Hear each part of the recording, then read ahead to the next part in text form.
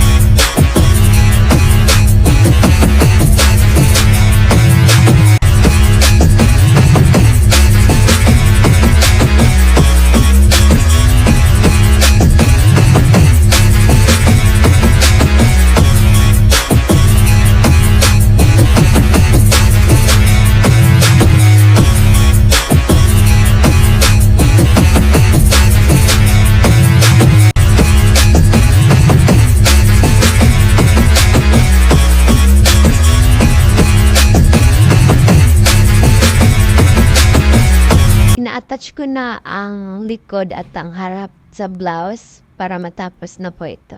Ito na po ang ating finished product. Marami na po akong nagawa kaya iba't ibang kulay po ang pinakita ko sa inyo ngayon. Subscribe and watch my channel. Thank you for watching, guys.